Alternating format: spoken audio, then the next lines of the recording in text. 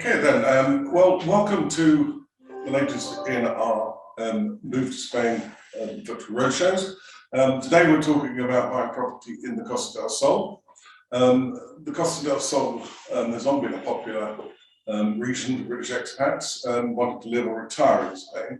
And we're joined today by Lisa Sedler, our Move to Malaga, who provide property finding and relocation support services. She'll explain the unique attractions of this region, which are the most popular areas and why, and we'll go through what sort of properties are available and a bit about the current state of the market.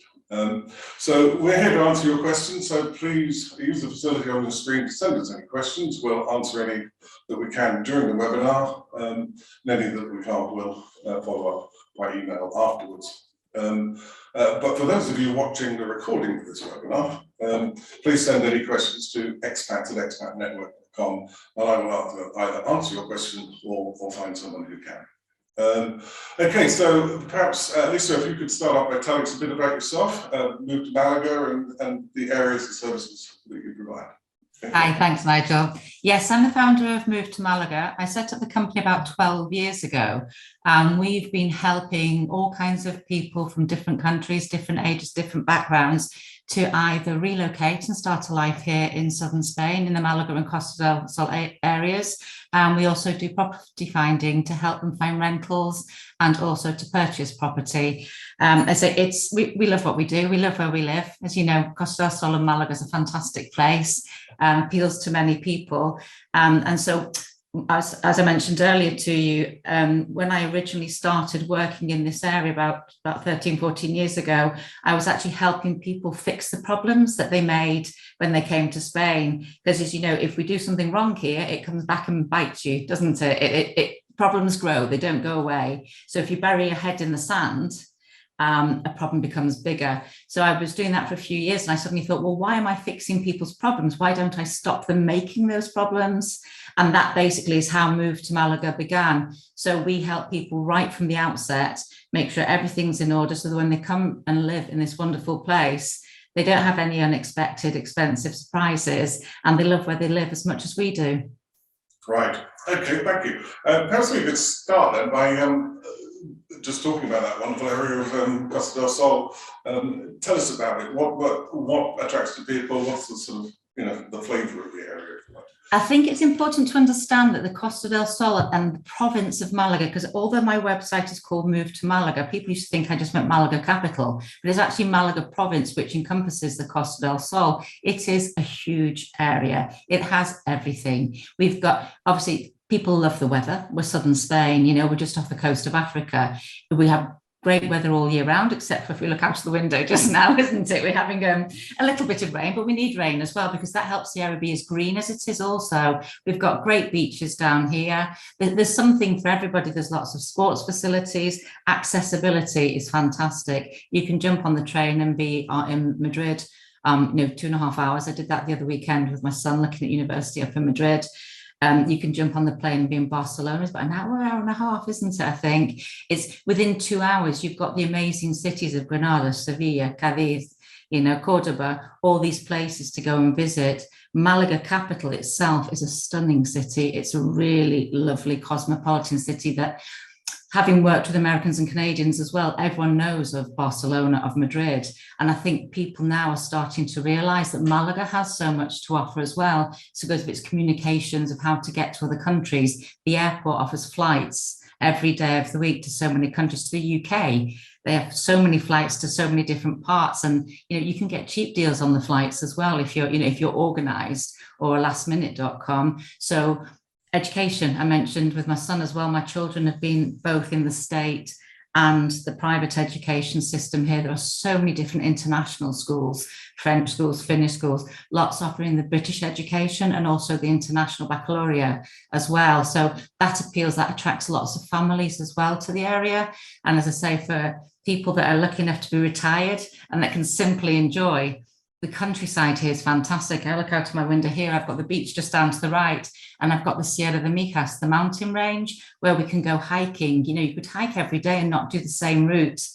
Am I whittering on here with too many things? No. I think selling the area is important. Yeah, no, and as well, the food scene as well. You've got every kind. You can go out for a menu del dia, the 3-course menu for €7-8, where you've got home cooked food, 3 courses for €7-8 if you head inland to the countryside, or you can go for gourmet bistros on the beach, or your fried fish on the beach. And the culture, there's so much to see and do. And I think one of the most important things as well, because people worry about integrating, they worry about mixing with the locals and will they be accepted or will they always be treated as a foreigner? It's such a mixed cosmopolitan society here on the Costa del Sol with all different nationalities living together. And I really do believe that the Spanish people welcome them, which if you're going to live somewhere or spend a lot of time somewhere, you want to feel that you're welcome in the area that you're living in. And I think Malaga provides that. Right. Okay, well, thanks very much. So obviously many people will have holidays in the Costa del Sol. And then what we're talking about here is about moving and living in the area. So which are the sort of most popular areas with expats, and perhaps you could just give us a little profile of each of those. Yeah, I think to separate it, obviously you've got Malaga capital, which is in the centre, which is becoming a massive hub now, particularly with tech industries. Lots of people are buying holiday apartments there to rent out and make an income. There are a lot of workers there working in the centre, and as I say, it's a fabulous place to visit. If you head to the east towards the Axarquia region, that's again, to me, that's a little bit like stepping back in time. It's a beautiful area. It's got the nice mix of the modern, but you've still got, you can be walking along the road and walk past a field with seeing the sea next to you and have cows ploughing the fields. Do you know what I mean? The farmer with that. So the Axarquia does, I think, to me, offers a little bit more of the authentic, what people call the authentic Spain, the real Spain, because yes, tourism has hit it, but not as hard as the western Costa del Sol, which is the area from Malaga past down towards Sotogrande in the Cadiz border there. So you've got very different areas. Also, if you head inland, anywhere inland, you can head half an hour inland and you are in a completely different area. Rural and inland Malaga is absolutely beautiful. Obviously, you get a lot more for your money there as well. Although in recent years, it has become, again, a lot more popular. So you've got to look hard to find a good bargain, but obviously there's still beautiful places to be had. And sometimes when you're living long term in the country, you don't want to be where it's influenced by tourism, where there's a massive change in the population depending on the season. So long as it's got the facilities that you require for your long term living, rather than your holiday where you just want the sunshine, the beaches, somewhere nice to go to eat and everything. When you're looking at moving, there's lots of other factors to take into consideration. As I say, we help people literally from the Axarquia down to past Marbella and also inland. So we assess everybody, everyone's requirements are different.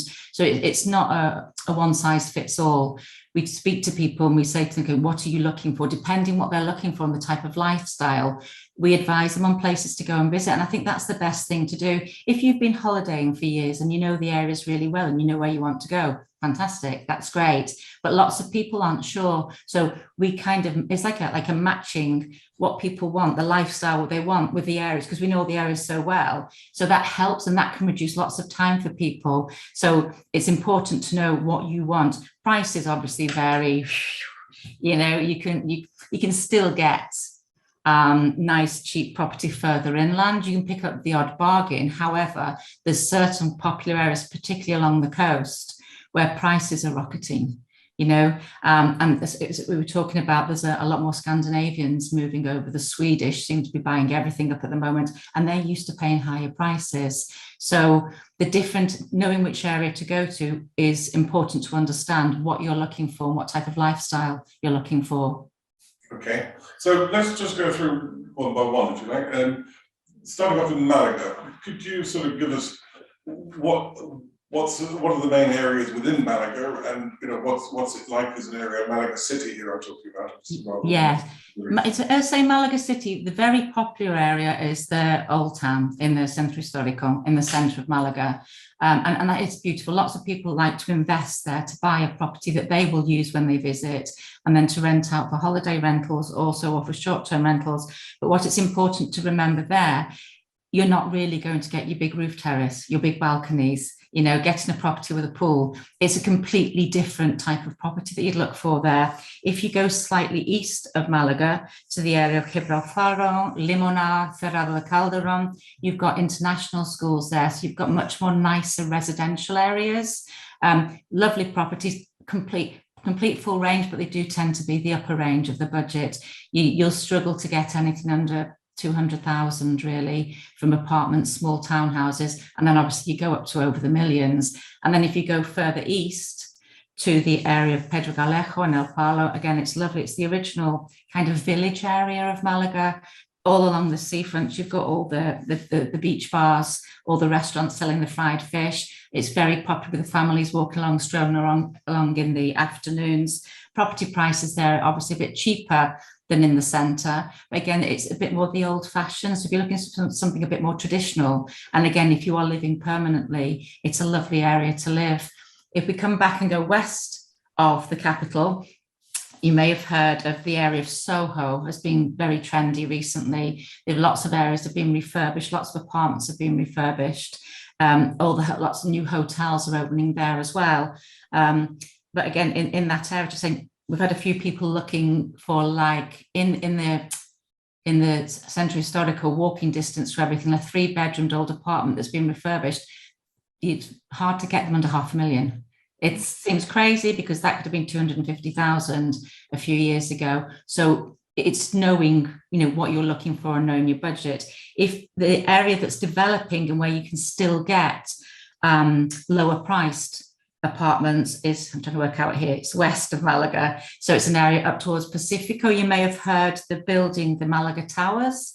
The Sierra Blanca group, who build the quality property in Marbella, they're putting these huge high-rise apartments in, which basically are going for crazy prices. But it also means they're developing around that area, so they're putting new buildings in. So again, if you're looking for something a bit newer, that area is worth considering because new developments are popping up, and soon it will all be nice. You'd have to jump the bus into the centre of Malaga. But if you're wanting the city feel and not having to pay the already high prices of existing, it'd be worth looking out for new developments in that area, maybe.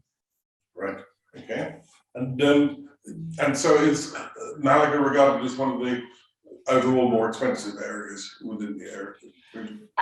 It's quite hard to say because I think there's such a massive difference of the quality of property. It's like any city, you have the down areas, don't you? And so all I would say to somebody who's doing their own search, make sure you know the area before you fall in love with somewhere, because normally when you find something that's, oh my goodness, that's 100,000 for a 2-bedroom, 3-bedroom property, it could be in a really bad area. It's not, let's say really bad.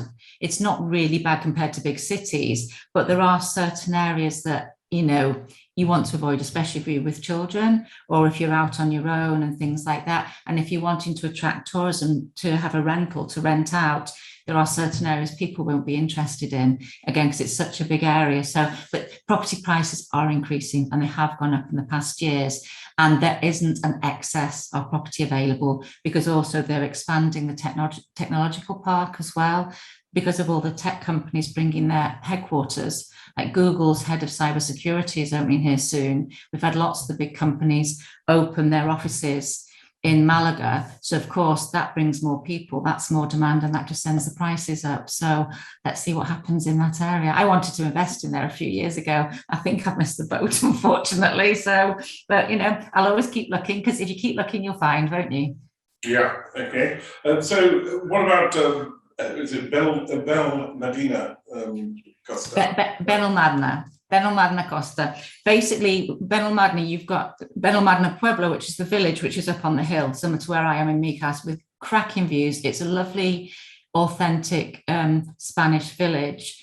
And then as you come down the hill, you go through an area called Arroyo de la Miel, which is it's more of an original, authentic Spanish town that's basically developed with tourism. And then as you hit the coast, you've got Benalmádena Costa. So these three are all interlinked. The whole area is known as Benalmádena, but you'll have, depending what you're looking for, they offer three different things in those three different areas.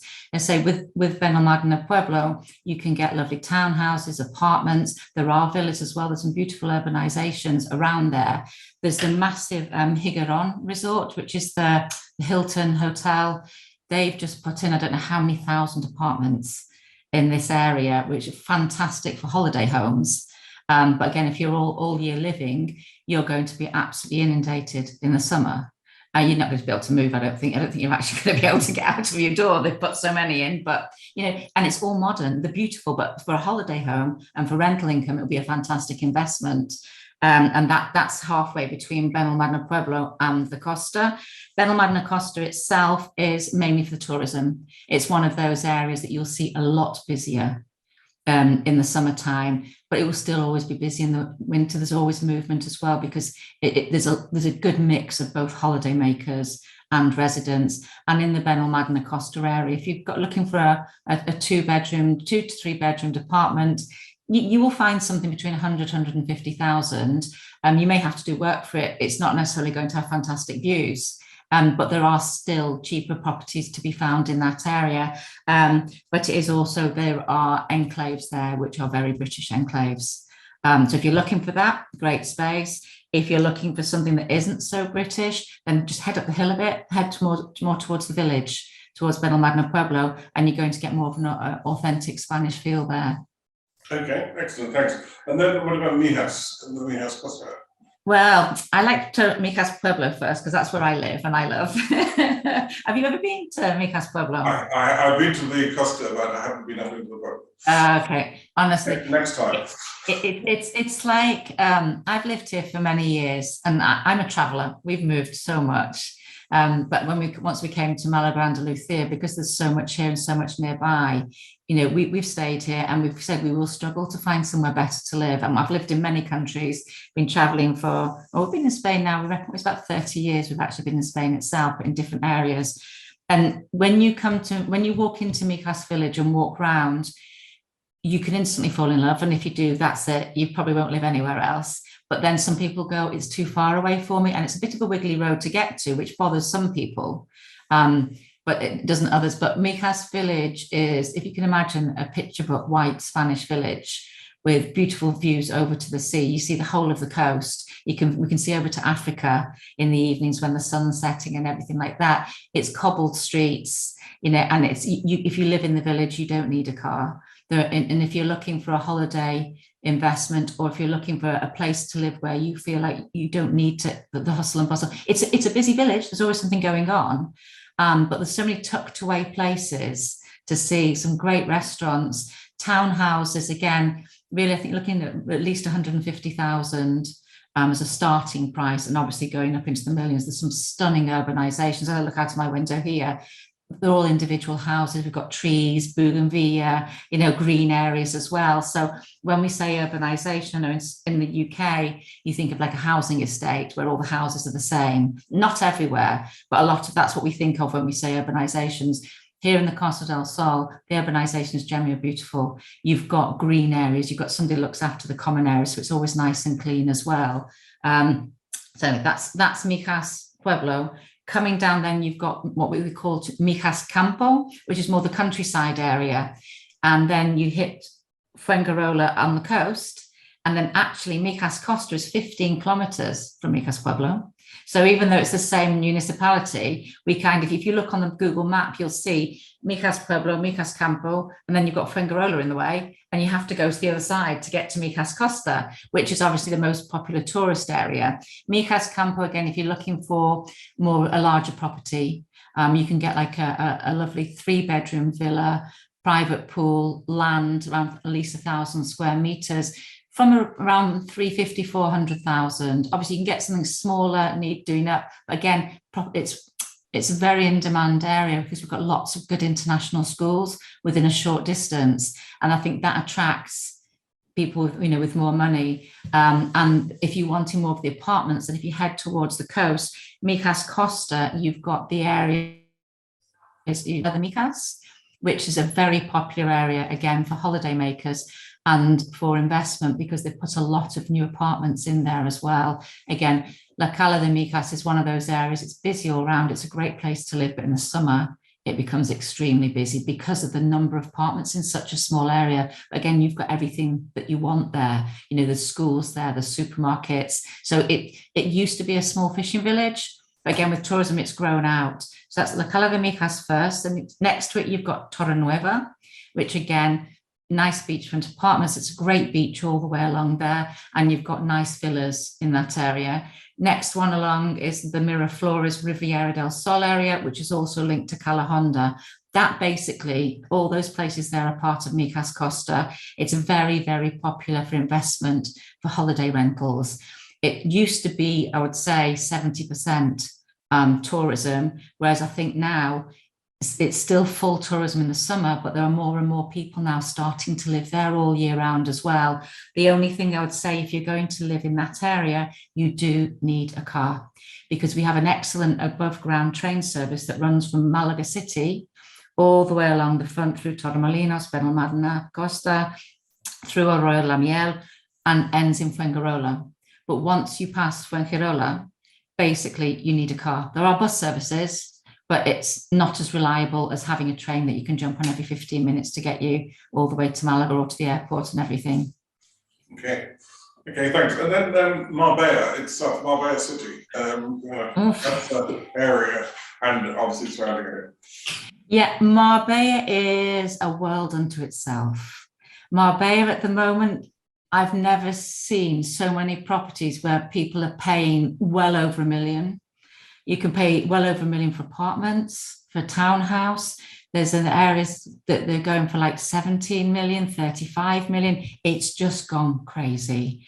It's always been popular. It's always been attractive to the jet set. We say Malaga, it's crossed between Marbella and Malaga. Marbella is a world in itself. Yes, there are some beautiful areas, some great residential areas. There's lots of good international schools as well. Marbella town, Marbella city itself has still kept its original charm. It's lovely, Orange Square and all the historic areas. There are a lot of people, mainly apartments, because again, similar to Malaga City, in Marbella, the Spanish apartments generally could be the size of a house in the UK. Do you know what I mean? You think you buy an apartment, but if you look at the size of it, you're like, that's the size of a house. So it is very comfortable living. And again, if you're looking in Marbella, you really need to have a good budget, because if you get anything cheap, there's a reason for it. And I don't think you'd want to live in that area not wanting to live the type of life that, you know, people who want to move to Marbella are looking for. It's definitely more of a luxury lifestyle. Saying that, east of Marbella, some very lovely popular areas as well, areas like Costa Bella, Elviria and El Rosario. Again, because there's some excellent schools in that area. You've got, along the beachfront, you have some properties which are walking to the beach, not only apartments, you can also get small villas there as well. But again, we're talking close to the 400,000 or 500,000 upwards. Set back from the other side of the road, you can get apartments and townhouses, and it is a very popular area with the families, with the children, because of the accessibility to everything, and it's easy to get into Marbella itself, and you're only half an hour from Malaga. So it's a more of a luxurious, comfortable, exciting lifestyle, and that's what, if that's what you're looking for, it's a great place. And if you go after the other side of Marbella, you may have heard of, obviously, Puerto Banús is the famous harbour, but also there's the area of Nueva Andalucía, which, if you're looking for that area, I would say to have a look in, because again, yes, there can be very expensive prices, but you can get nice family homes there they're around the 500,000 mark. I'm saying this now, but I can say from experience, I can say 500,000, but next week they might be 550. They might go up to 6. It's, at the moment, that area is booming. So you really need to do your homework and make sure you're watching the property prices in the areas that you're looking for. Okay, thanks. And then the next one I have, Benavides. Benavides, yeah, Benavides is beautiful. It's lovely. It's about, what would you say, 10-15 minutes from the coast. You just go up to this road, and it's like this little oasis that opens up. It's similar to the charm of Micas, but different in that it's the white village.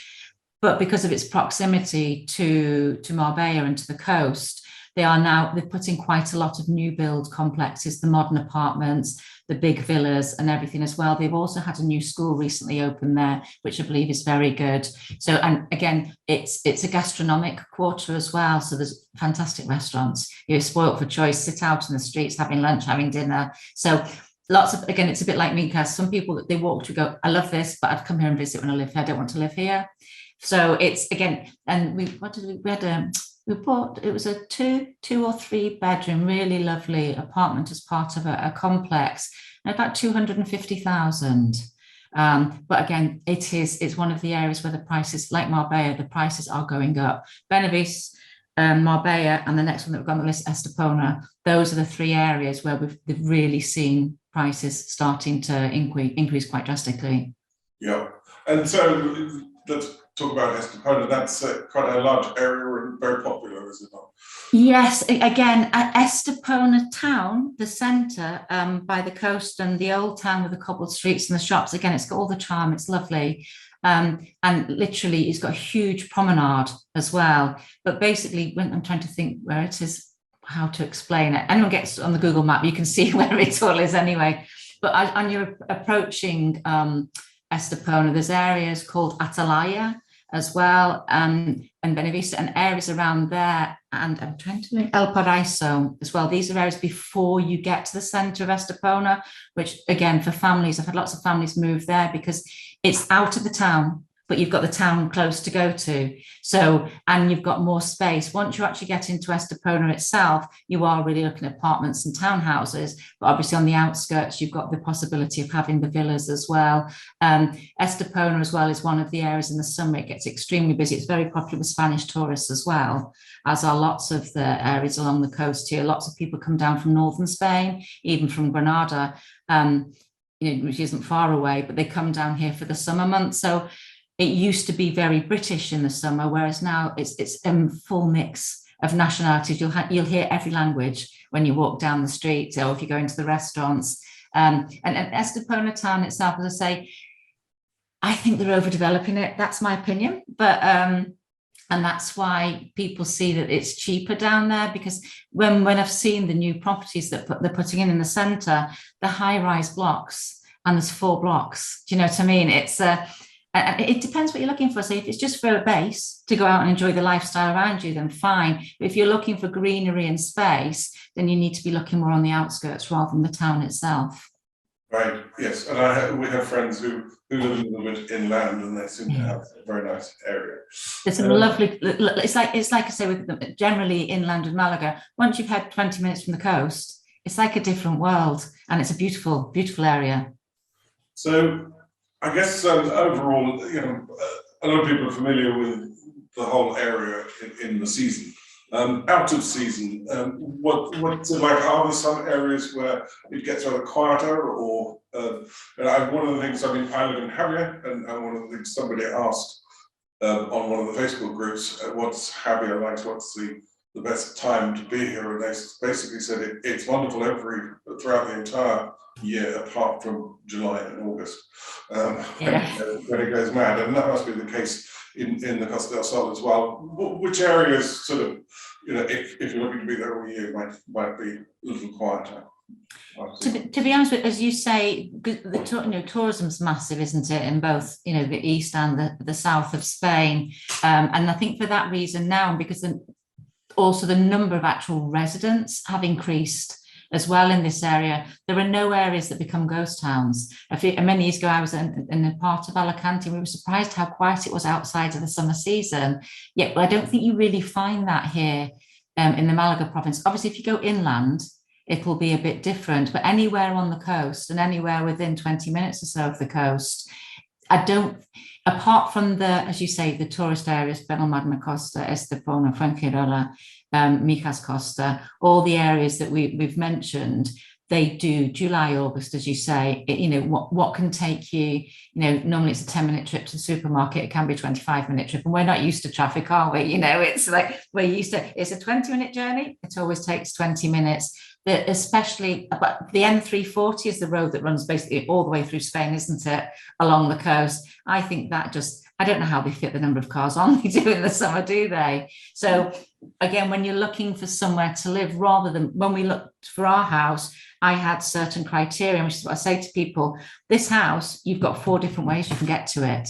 So for example, if there's a crash, which, you know, in the summer season often is on the busy roads, the N340, there could be tailbacks. If you live somewhere where you can nip off the N340 and get another way, that's how you avoid, you know, getting stuck in the traffic. Because I hate getting stuck in traffic. I don't live here to be stuck in traffic. And we've got so many different ways that we can get to our house. So if you're going somewhere and you know it's the summer season, you can check on Google Maps, can't you? Oh, look, obviously there's been a crash there. There's tailbacks. It's all in red. Let's go the other way. So I think it's more about educating yourself about the area where you're looking at and thinking of things like that. Obviously, inland, it's not going to be as busy as it is on the coast, although rural tourism is very, very popular. And because there's so many beautiful areas around here for hiking, walking, biking, you know, there's always going to be some extra traffic. But if you don't want a busy July and August, your only option really is to go inland. But you still will see a difference there. But also saying that on the coast, you get used to it, or you take your holidays in August like everybody else does, don't you? And just picking up on that Google Maps thing, I personally use Waze, and one of the great joys of using Waze is having an American or a British pronouncing Spanish words without any attempt at change to the accent. Well, we laugh because our urbanization is Doña Pilar. And it's Doña Pila. And we're like, really? Doña Pila? And we're like, what pile of what? So if just sort of thinking about people who might want to be in an area that is sort of less dominated by Brits, something a little bit more sort of authentically Spanish, if you like, it's sort of difficult to think which of these sort of areas you would point those people into. I think it's important to point out that wherever you go here, you have the option of how you want to live, whether you want to live predominantly in not necessarily the British, but a non-Spanish environment with different nationalities, or the Spanish environment. And there's a big mix over of the two. So like if you read the facts about like the province of Mijas, it's one of the highest populated expat area, yet I don't know that many. You know, yes, I know lots of people, but I don't really associate day to day with lots of expats in this area because my children went to Spanish school, so I know the Spanish parents through that. I play sport, I play paddle. The majority of people I play with are Spanish or Spanish speaking. So that's the beauty of it. You've got the choice.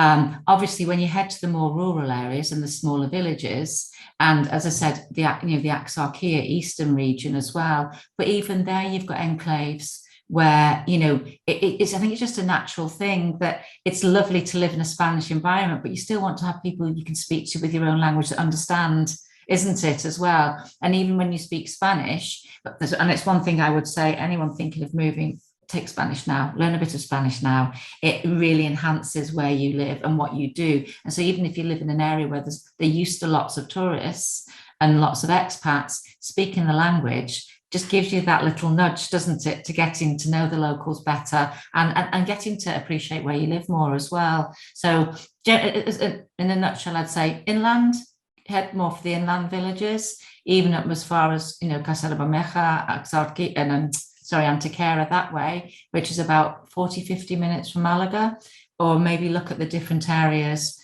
in Axarquia as well, although lots of those are very popular with the Brits because previously they were looking for the cheaper properties and that's where they were. So it's a matter really of doing your research, talking to people and asking, you know, and finding out. But I wouldn't avoid it completely because sometimes it's nice to have a backup that you've got people that speak your language and underneath it as well. It's finding the balance of what you're looking for. Yeah, thank you. So when people are sort of planning to move over to Spain and they begin their search, obviously you have the big portals from some Rightmove, Quiero, Idealist, I think Spain, things like that. How would you sort of advise people to sort of take that sort of search for. A really good idea is to get a feel of, are your expectations achievable? Don't take it as gospel, but to do, like you say, to go in some of the portals like that, put in what you're looking for. Even if you just put the whole area of Costa del Sol, you can say, I'm looking for a 2-bedroom, 2-bathroom apartment, 150,000 euros. It must have a terrace, put it all in there and see what comes up and have a look through it. Now, the thing is with a lot of the portals, which it's frustrating, but it's understandable the way things move so quickly, a lot of the properties aren't available. And when you contact some of the agents, they don't always get back to you, and you quite often find out it's because it's not actually their property.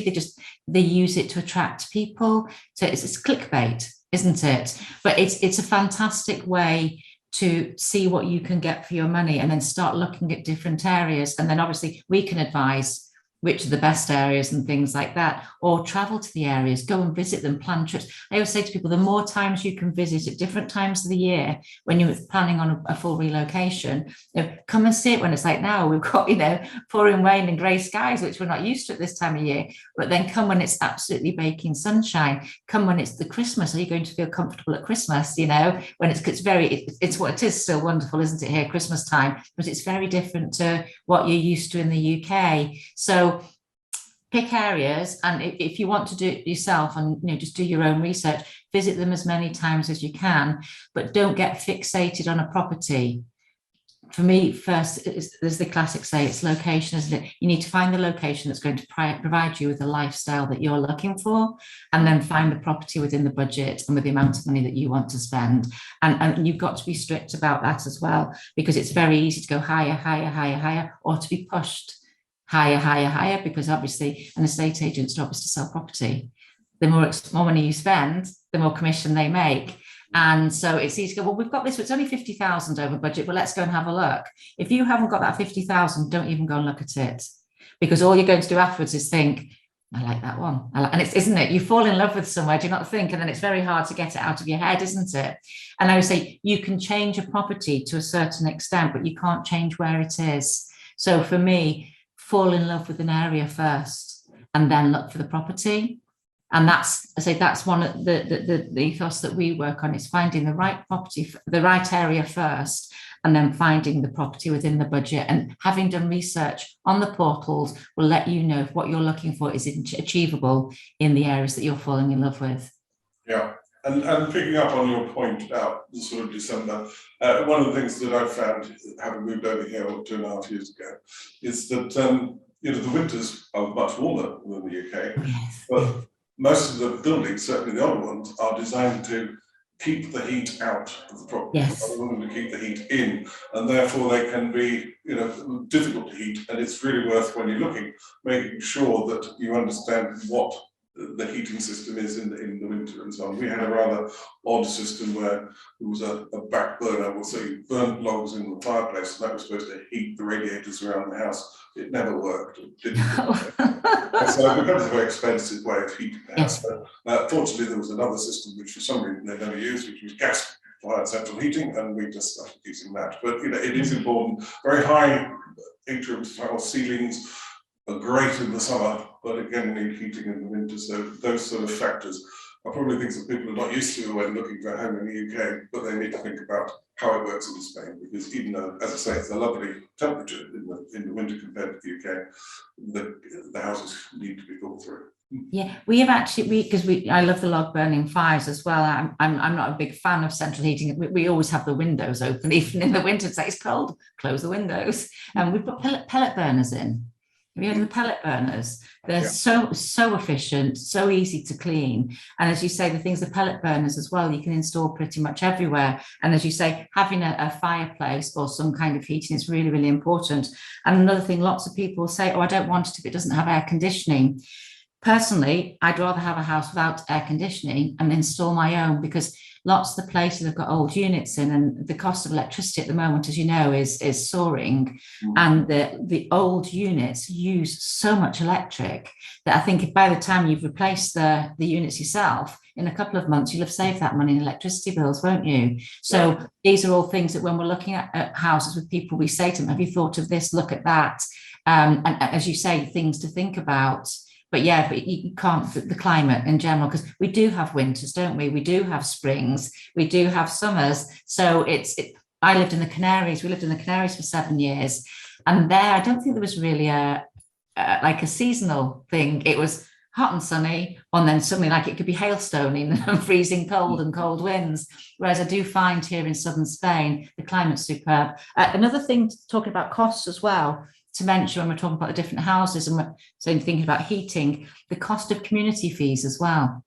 I don't know if you've covered that already, but when you're budgeting, saying I want to spend 150,000 for a 2-bedroom apartment, and you find it, wow, this complex is amazing, this apartment's only 150,000, you might find that you've got monthly community fees of 250 euros, which over the year then adds up. So if you are buying an apartment or a townhouse that's part of an urbanization with, public communal pools, communal gardens, really check out the cost of the community fees, because that can sometimes be why the apartment's cheaper, because the people need to sell because they can't afford to pay the community fees. And there are areas that we've seen places in Marbella with nice gardens and everything. It's 350,000 a month, but that's a lot of money, and it's not always factored into the purchase. 350,000, I think, probably not 350. Oh, 350, sorry. Yeah.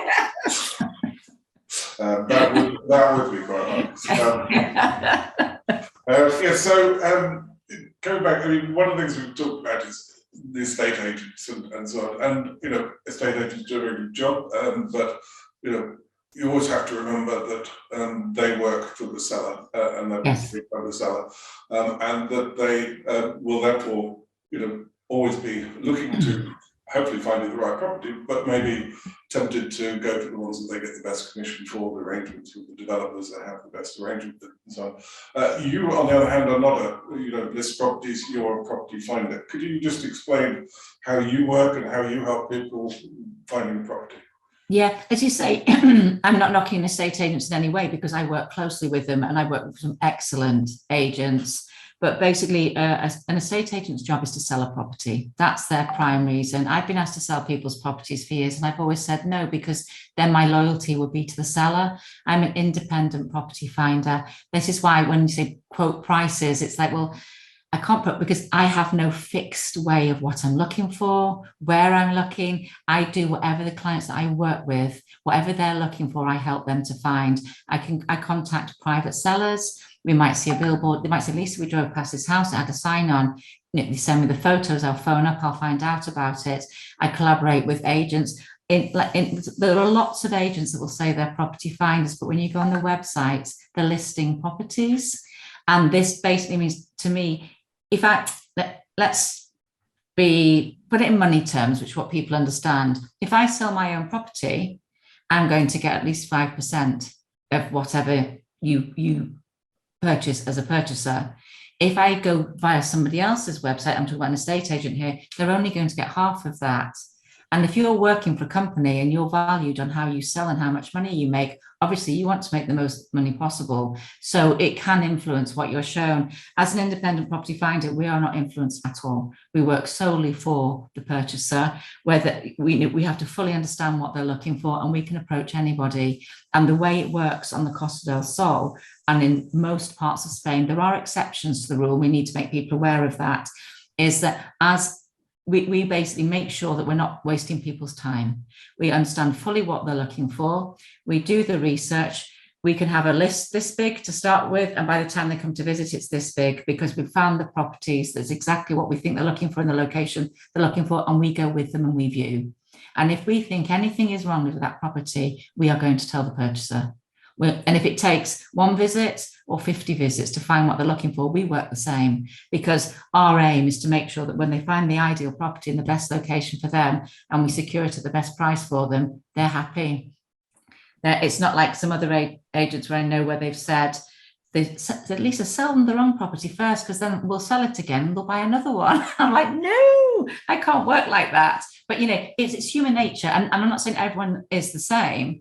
But basically, our loyalty and priority is completely the purchaser, and we will stop people buying the wrong property. And one of the things I'd like to make clear as well is we always recommend they have an independent lawyer, solicitor, for checking the paperwork on the property, because it may cost, normally it's about 1% of the purchase price with most lawyers. Some of them will say, we'll do it a bit cheaper. Don't.